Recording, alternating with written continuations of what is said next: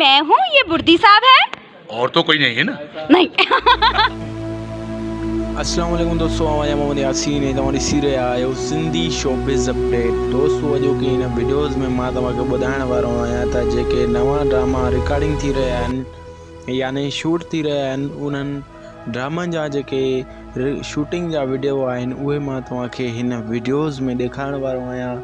उहे वीडियो मां तव्हांखे हिन वीडियोज़ में ॾेखारण वारो आहियां। इंशाअल्लाह उहे जेकॾहिं तव्हां वीडियो ॾिसंदव त तव्हांखे ज़रूरु पसंदि ईंदा ऐं तमामु बहितरीनु दिलचस्प वणंदड़ वीडियोज़ आहिनि ऐं तमामु सुठा वीडियोज़ आहिनि। तमामु वॾी महिनत सां उहे वीडिया रिकॉर्डिंग थियल आहिनि ऐं इंशाअल्लाह जेकॾहिं उहे तव्हां वीडियोज़ ॾिसंदा त तव्हां दोस्तनि खे उहे वीडिया तमामु ज़रूरु पसंदि ईंदा ऐं उन्हनि वीडियोज़ में जेके अदाकार आहिनि उन वीडियोज़ में अदाकार आहिनि ज़ुल्फ़कार बुर्दी, रूबी अली, मुमताज़ ख़ासकली, ज़फ़र ख़ासकली ऐं इन खां अलावा ॿिया बि इलाही सारा एक्टर्स आहिनि ऐं तमामु वॾो जेको कैमरामैन आहे पत्थर दुनिया ड्रामे जो कैमरामैन उहो बि इंशाअल्लाह मां तव्हांखे हिन वीडियोज़ में ॾेखारण वारो आहियां ऐं तमामु सुठा ऐं दिलचस्प वीडियोज़ आहिनि।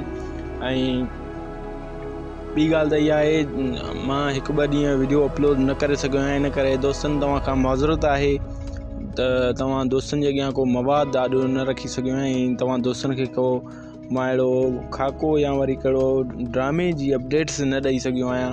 उन करे मां दोस्तनि खां माज़रत थो कयां। इंशाअल्लाह हाणे ईअं ई मां तव्हां दोस्तनि खे अपडेट्स ॾींदो रहंदुसि। त दोस्तों अचो त हलूं था उन वीडियो जी तरफ़। पर दोस्तों वीडियो जी तरफ़ हलण खां पहिरियां मां हिकिड़ी तव्हां दोस्तनि खे नंढड़ी रिक्वेस्ट कंदुसि, जेकॾहिं अञा ताईं बि तव्हां मुंहिंजी हिन वीडियोज़ खे लाइक न कयो त महिरबानी करे लाइक कंदा, कमेंट कंदा ऐं सब्सक्राइब करणु न विसारींदा। मुंहिंजे हिन YouTube channel Sindhi showbiz update खे सब्सक्राइब करे घंटी जे बटन ते लाज़मी क्लिक कंदा।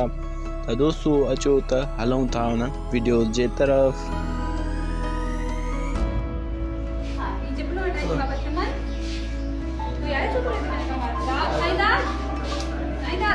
हटायूं था छा बाबा मां तो हटाए